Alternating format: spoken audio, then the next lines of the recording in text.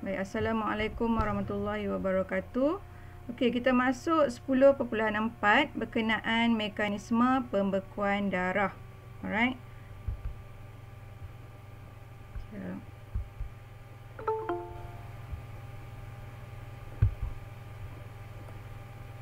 Okey. Bila sebut mekanisme pembekuan darah, maksudnya ada keperluan untuk darah membeku. Okey, sekiranya salur darah kita pecah, kemungkinan berlaku apa-apa kemalangan. Contoh jari kita terluka ataupun berlaku aksiden dan sebagainya, darah keluar daripada badan kan. Salur darah pecah. Jadi bila aksiden berlaku, salur darah pecah, darah keluar dengan banyak. Okey. So, dalam keadaan itu, darah perlu dihentikan. Supaya apa? Kenapa darah perlu membeku? Okey, yang pertama kita tengok. Sekejap. Yang pertama, untuk menghentikan atau meminimumkan kehilangan darah. Okey, sebab darah sangat penting dalam badan kita. Kita belajar sebelum ni kan. Darah, keperluan darah untuk mengangkut nutrien, mengangkut oksigen. Okey, so kita tak maulah darah itu dikeluarkan dengan banyak. Jadi, keperluan untuk darah membeku yang pertama menghentikan atau mengurangkan, meminimumkan kehilangan darah. Okey, yang kedua, bila salur darah pecah, okey, jadi dekat persekitaran kita ni banyak patogen. Okey, patogen ni adalah mikroorganisme yang akan menyebabkan penyakit. Contoh virus, contoh bakteria. Bila salur darah itu terdedah di udara, maka mikroorganisme macam bakteria, virus semua tu boleh masuk dalam salur darah. That is why kena beku. Darah tu kena beku untuk tampal luka tu dan mikrob tak boleh masuk. Okey, yang ketiga, kita nak kekalkan tekanan darah. Tekanan darah dalam badan dapat dikekalkan. Sekiranya salur darah tu pecah atau rosak ataupun terluka, jadi tekanan darah itu, kalau kita ada pembekuan darah, maka tekanan darah itu dapat dikekalkan. Contoh, kita bayangkan macam kita nak siram pokok kan, pipe tu macam salur darah. So kalau ada kebocoran dekat pipe tu, tekanan darah itu jadi rendah kan. Okey.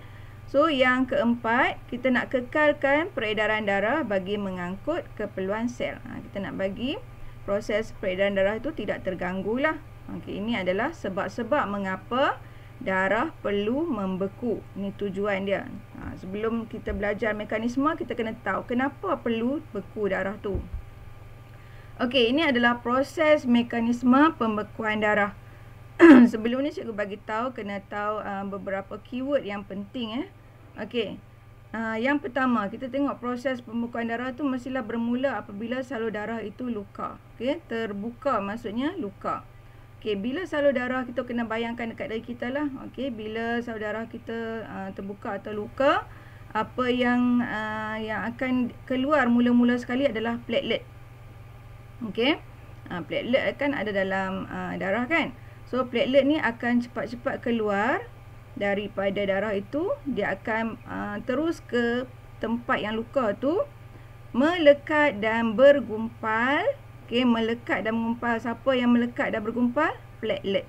Ingat platelet, dia akan membentuk plak. Plak ni macam tampalan sementara.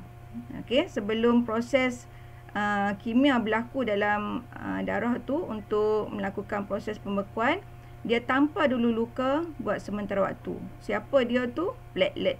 Okey, platelet melekat dan bergumpal membentuk plak platelet. Okey, selepas itu ada bantuan pula gumpalan platelet, sel-sel yang rosak dan faktor pembekuan. Tiga benda ni gumpalan platelet, sel-sel rosak dan faktor pembekuan menghasilkan trombokines. Okey, trombokines. Okey, trombokines ni adalah bahan yang menukarkan protrombin. Okey, protrombin ni dihasilkan di hati. Protrombin ni adalah protein plasma yang tak aktif kepada trombin. Okey, maksudnya dekat sini, kalau tidak ada trombokines, maka protrombin tak boleh ditukarkan kepada trombin. Kalau tidak ada gumpalan platelet, trombokines tak boleh dihasilkan. Okey, benda ni berturutan kan. Okey, tersambung kat sini kan. Maksudnya selepas protrombin ni ditukarkan kepada trombin dengan kehadiran ion kalsium, okey, ion kalsium dan vitamin K dalam darah, maka protrombin akan ditukarkan menjadi trombin. Okey. Jadi trombin ni menukarkan fibrinogen pula kepada fibrin. Cikgu ulang. Trombokinase menukarkan protrombin kepada trombin. Trombin ni macam enzim memangkinkan penukaran fibrinogen kepada fibrin. Okey, fibrin ni adalah protein tidak larut. Yang ni yang penting, last kali kita nak dapatkan fibrin. Apakah fibrin? Fibrin ni dia macam satu jaringan. Okey, satu jaringan dia macam kita nak tutup luka tu lah. Okey. Fibrin membentuk jaringan yang memerangkap eritrosit. Eritrosit ni sel darah merah kan? Dan menutup luka. Okey. Kita punya tujuan nak dapatkan fibrin. Tapi kena ingat nak dapatkan fibrin ni, proses dia berturutan.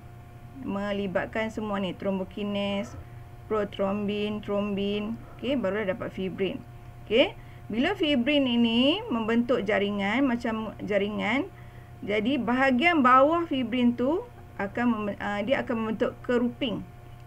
Okey, darah akan menjadi beku, darah beku kering dan membentuk keruping. Biasa kan bila kita macam jatuh basikal ke dekat lutut tu, dia nampaknya hitam-hitam macam keruping. Itulah proses pembekuan darah telah berlaku dekat situ.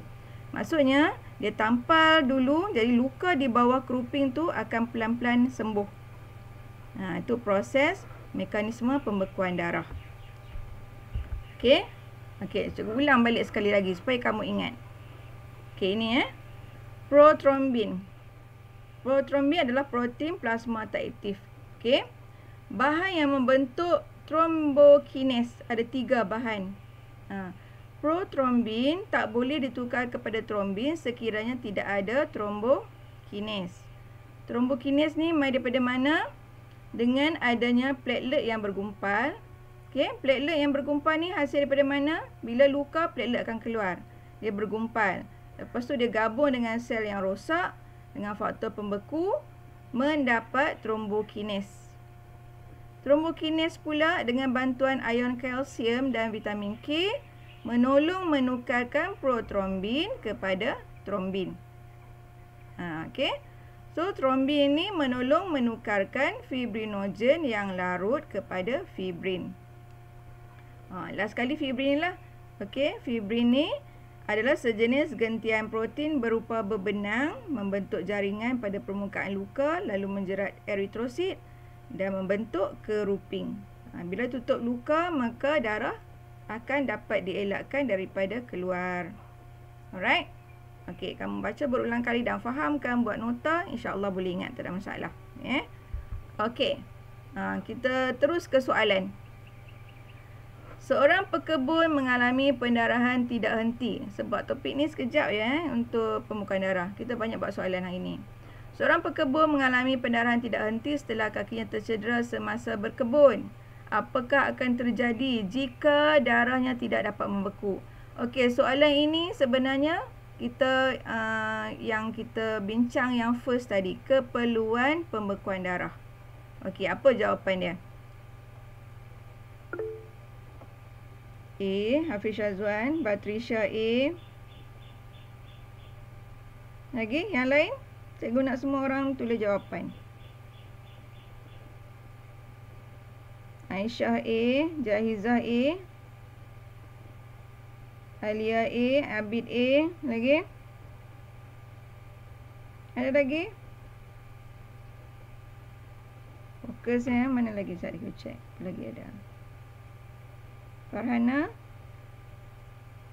Farhana ada tak? Okey, Farhana A. Alright, kita tengok Tekanan darah menurun, kapilari darah membesar, tak logik. Kadar denyutan jantung bertambah, salah. Kadar respirasi bertambah. So, jawapan paling tepat adalah A. Very good. Okay.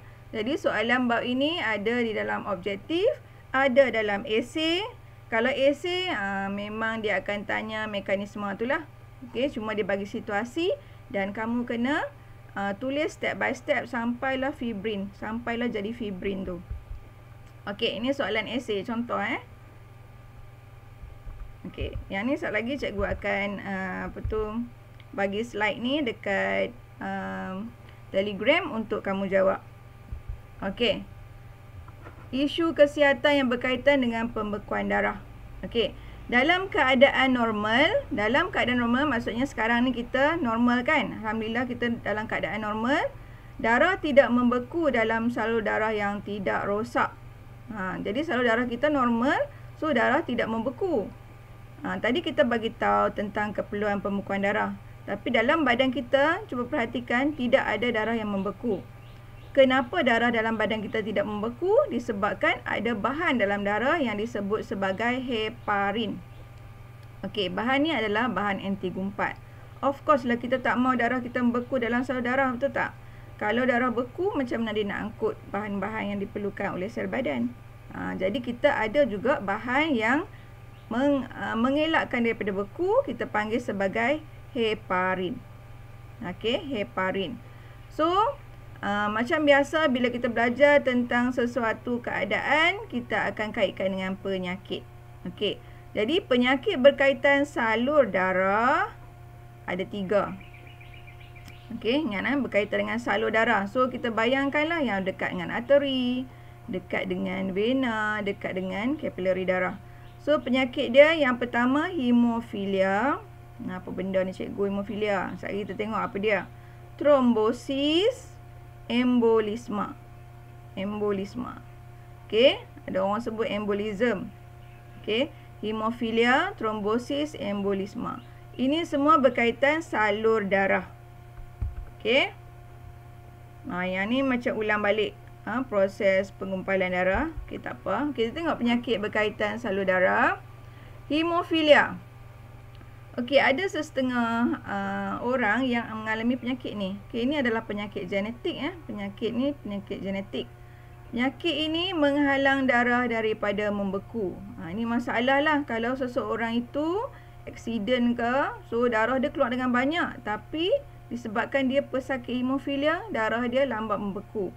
Kemungkinan kadar kematian adalah tinggi sebab darah dia keluar tak berhenti. Okey, ini disebut sebagai penyakit genetik, penyakit keturunan. Sebab apa? Dia kurang faktor pembeku.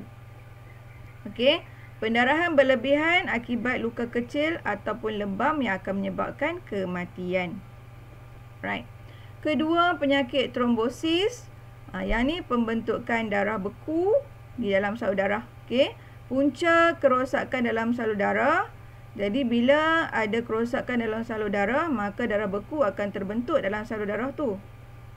Jadi ada juga yang disebabkan mungkin ada masalah jantung, pengaliran darah lambat sangat dalam badan.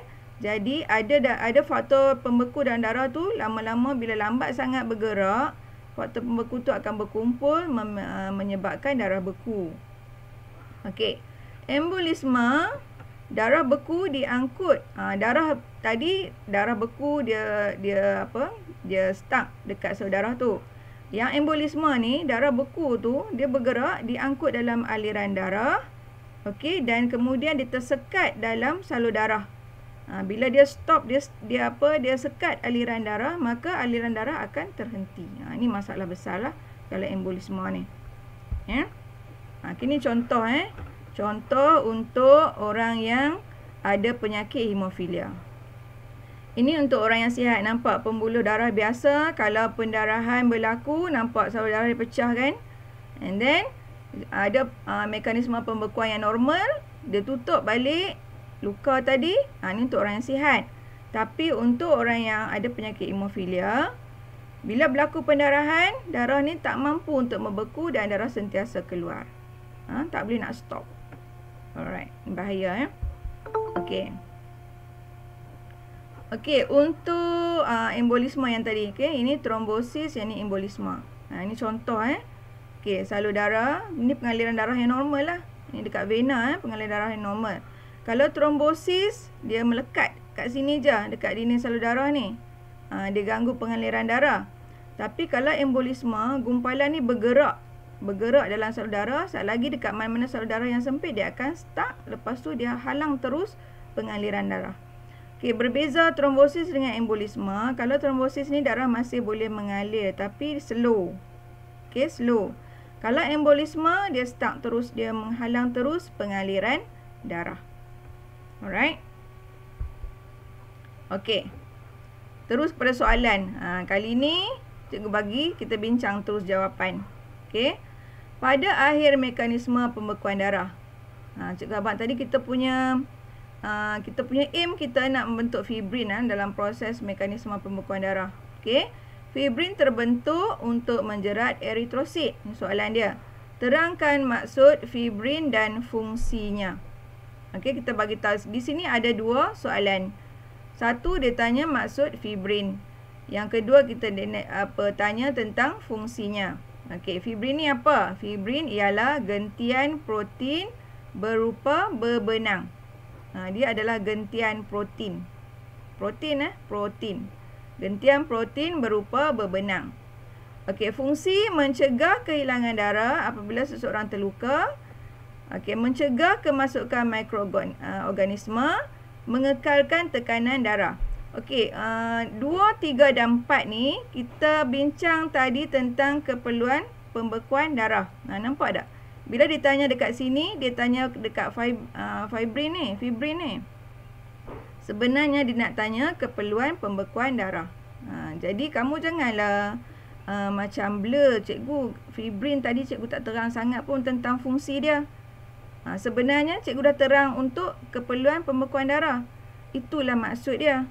Okey, jadi kita bagi tahu yang 2, 3 dengan 4 ni keperluan pembekuan darah. Sebab fibrin lah yang menentukan untuk proses pembekuan darah tadi. Nampak tak? Ini cara soalan. Dia bukan macam dulu-dulu. Kalau dulu-dulu dia direct. Huraikan ataupun senaraikan fungsi pembekuan darah. Kan? Dia direct. Sekarang ni tak. Dia macam twist sikit. Tapi kamu kena faham. Ingat balik apa yang kita belajar. Itulah maksud dia. Okey? Nombor 2 senanglah. Namakan 2 penyakit yang berkaitan dengan pembekuan darah. Cikgu kata senang sebab kita belajar baru sekejap ni kita belajar. Tapi bila dah tinggal bab ni, dah masuk topik 12, dah lama-lama, kita mungkin, na'udzubillah, kita harap kita ingatlah, kita mungkin lupa penyakit yang berkaitan dengan pembekuan darah.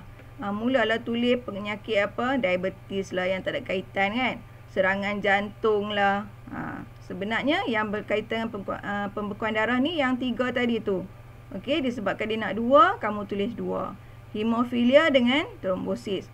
Ataupun hemofilia dengan apa satu lagi? Embolisme. Okey, good. Okey, ataupun trombosis dengan embolisme. Dia nak 2, tulis 2. Kenapa cikgu boleh tulis 3 tak? Kalau kamu confirm 3-3 tu betul, bolehlah tulis. Kalau kamu tak yakin, satu lagi nak tulis juga 3. Kamu jangan cari pasal. Tulis yang betul-betul kamu confirm betul. Okey. Okey, terangkan mekanisme pembekuan darah. Terangkan. Okey, tadi soalan tadi yang cikgu nak bagi tu dia 10 markah. Yang ni cikgu tak pasti berapa markah, kemungkinan 5 atau 6. Okey. First kita ceritalah yang tadi tu platelet bergumpal. Ada 3 yang akan membentuk trombokines ni kan. Platelet, sel rosak, faktor pembeku membentuk trombokines. Lepas tu trombokines ni buat apa pula? Trombokines dengan kehadiran bantuan daripada ion kalsium dengan vitamin K. Ingat ion kalsium, vitamin K tukarkan protombin kepada trombin. Trombin buat apa pula? Trombin tukarkan fibrinogen kepada fibrin. Fibrin buat apa pula? Fibrin membentuk jaringan pada permukaan luka dan menghalang kehilangan darah. Yang ni cikgu kata macam cerita bangau. Bangau tu lepas satu, lepas satu, sampailah selesai. Kan? Ini cerita dia. So, kamu boleh buat nota sendiri macam-macam kamu punya kreativiti nak bagi ingat. Yang ni kena kerja kuat sikit. Biasanya pelajar biologi dia kreatif untuk tulis nota. Gunalah pen color supaya kita ingat. Sebab otak kita kalau tengok warna-warni ni dia cepat ingat sikit. Buat masa sekarang ni dah bulan berapa? Dah bulan 8 ni. Kamu sepatutnya dah ada koleksi nota-nota bio sendiri. Okey. Tengok dekat, nanti Google tengok contoh-contoh nota biologi yang baik. Kamu boleh tiru macam mana dia buat nota. Jadi bila dekat exam, tak perlu nak buka buku teks yang tebal-tebal tu.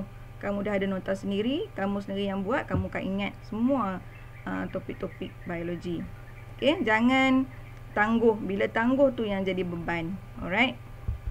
Next, number 4. Terangkan mengapa pembentukan darah beku dalam salur darah boleh menyebabkan serangan jantung. Okey. Hati-hati ya. Kalau serangan jantung bukan penyakit berkaitan dengan pembukaan darah. Yang tadi 3 tu penyakit dia. Tapi disebabkan pembukaan darah tu menyebabkan penyakit lain. Contoh serangan jantung lah. Okey. So, jawapan dia, bila sebut serangan jantung, satu arteri yang penting dekat jantung yang menyebabkan serangan jantung ataupun nama lain dia angina, A-N-G-I-N-A. Okey. Jadi sekiranya darah beku berlaku dalam arteri koronari. Itu cikgu ada bagi gambar dekat grup Telegram yang amali tu. Ada soalan tentang ni. Okey. Jadi darah beku ni berlaku dekat arteri koronari. Okey. Sebenarnya dekat arteri koronari ni dia boleh tersumbat sama ada disebabkan oleh kolesterol ataupun darah beku. Either one. Okey. Dua-dua akan menyebabkan serangan jantung. Okey. So bila berlaku sekatan ataupun dia stuck dekat arteri koronari ni, bahagian jantung, otot jantung dekat situ, tisu-tisu dia akan mati atau rosak selama-lamanya. Kenapa? Sebab oksigen kurang dibekalkan dekat bahagian tu.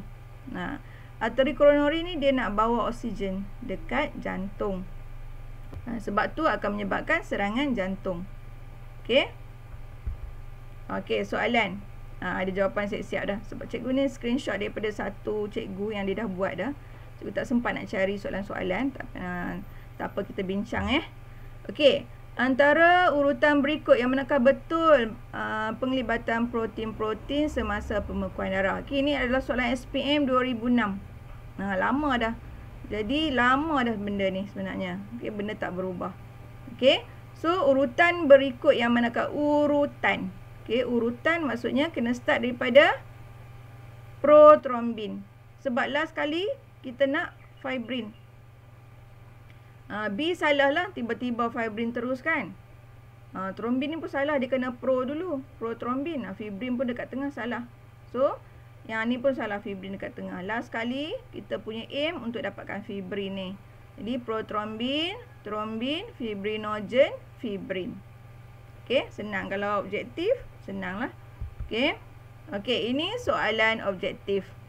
Rajah 18 menunjukkan luka yang menyebabkan salur darah terpotong. Sel-sel X. Platelet ni adalah sel. Sel-sel X bergumpal. Keyword dekat sini bergumpal. Okey, bergumpal. So, siapa yang bergumpal? Yang ni sel darah putih. Nampak sebab dia ada lobus kan? Okey. Dia adalah granulosit ni. Sel darah putih. Yang ni tengok bentuk dia dui cekung. Ni sel darah merah. So, sel-sel ni akan tampal. Apa dia sel-sel X? Platelet. Okey, fibrin ni protein pembeku. Okey. Jadi, platelet, sel darah merah dengan sel darah putih ni, semua ni adalah sel. Jadi, fibrin tak boleh kita ambil lah. Fibrin. Ada jawapan, ada pelajar yang akan tulis fibrin. Tapi, fibrin ni bukan sel. Soalan dia nak sel-sel. Take note Jadi sel-sel adalah platelet, sel darah merah, sel darah putih. Platelet juga adalah sel. So jawapan dia B. Okey.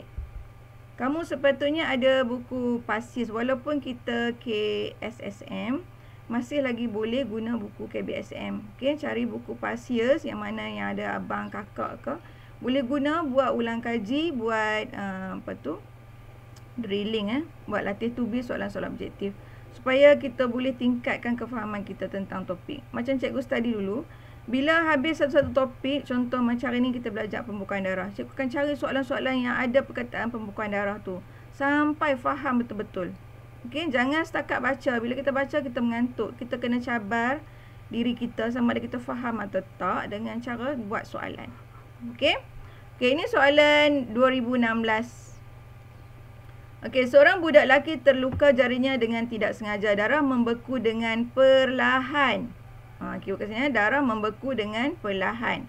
Apakah yang menyebabkan darah membeku dengan perlahan? Okey. Jadi, kita punya keyword dekat sini ada dua jenis vitamin, ada dua vitamin K dengan ion kalsium. Okey. Kekurangan vitamin D, tak ada pun kita sebut tadi kan, vitamin D tak terlibat. B lah kekurangan vitamin K. Darah budak lelaki dijangkiti patogen. Bukan kaitan macam tu, bukan, tak ada kaitan Darah budak lelaki mengalir dengan tekanan tinggi pada luka tersebut. Kalau kita tak belajar bab pembekuan darah dengan betul-betul, kita rasa semua jawapan ni dekat-dekat. Okey? Semua macam ada kemungkinan betul. Okey? Tapi bila kita betul-betul faham konsep mekanisme tu, dengan kita ingat dia punya vitamin K dia dengan ion kalsium dia. Okey? Jadi jawapan tak akan larilah. So 13 jawapan dia B. Okey. Okey, ada lagi soalan. Nanti boleh screenshot ni. Kamu boleh ingat balik. Bila sebut yang ni, kita ingat proses pembekuan darah. Okey, ni soalan yang paling dekat ni, SPM 2018, soalan 31. P, Q, R dan S adalah stage dalam pembekuan darah, blood clotting mechanism, mekanisme pembekuan darah. Yang manakah turutan ataupun urutan yang betul? First kali platelet bergumpal pada luka. Okey, tadi cikgu kata fibrin last kan? Tapi kamu tengok fibrin tu dia buat apa? Fibrin tu akan menyebabkan eritrosit terperangkap. Jadi sekarang ni yang Q akan menjadi nombor 4. So nombor 2 dia, trombokinase tukarkan protrombin kepada trombin. 3, trombin menukarkan fibrinogen kepada fibrin. Last baru eritrosit terperangkap. So jawapan dia PRSQ. PRSQ. Yang ni kadang-kadang soalan dia bagi turutan macam ni. Dia jumble up semua ni dan suruh kamu susun balik. Sebab tu kena ingat mekanisme dia, kena ingat turutan dia. Alright. Okey, ada ke soalan? Ini soalan esei, lebih kurang macam esei yang pendek Raja 7.1 menunjukkan elektron mikrograf bagi komponen sel manusia. Platelet. Nampak sel darah manusia. So platelet, eritrosit dengan leukosit adalah sel. Okey, berdasarkan Raja 7.1 terangkan bagaimana platelet membantu dalam menghentikan pendarahan semasa luka. Bila sebut penghentian darah ni, terus kita kena ingat proses pembekuan darah. Cerita baliklah step by step dia. Start daripada platelet sampai jadi fibrin, perangkap eritrosit, bentuk gumpalan, hilang bentuk keruping, gumpalan dan keruping untuk halang kehilangan darah. So ingat step tu, insya-Allah jawapan kamu tak lari. Okey. So dalam bio jangan kamu orang kata apa, around the bush, jangan duk cerita contoh macam nilah. Kalau nak buat esei, kita kena direct dalam biologi. Dia tak boleh macam BM, dia ada pendahuluan apa semua, tak perlu yang tu. Terus tulis jawapan yang betul. Kita tak perlu tulis pendarahan ini adalah sangat bahaya kepada seseorang itu disebabkan, tak perlu. Dia terus direct kita tulis macam mana proses pembekuan darah tu berlaku. Faham dia terus dia sharp, straightforward. Okey. Ini 4 markah. Seorang budak lelaki telah terluka jarinya. Dia mengalami pendarahan dan kemudian darahnya berhenti kerana pembekuan darah. Terangkan kepentingan. Okey. Jadi kamu kena betul-betul berhati-hati tentang kehendak soalan. Kalau kamu just baca macam tu, dan mungkinlah dalam masa exam tu kamu duk hafal tentang proses pembekuan darah kan. Lepas tu kamu nampak terus pembekuan darah ni, tak tengok dah kepentingan. Kamu tulis semua step pembekuan darah. Markahnya kosong. Sebab soalan nak kepentingan. Hati-hati Sebab tu kadang-kadang kita keluar daripada dewan periksaan, kita macam confident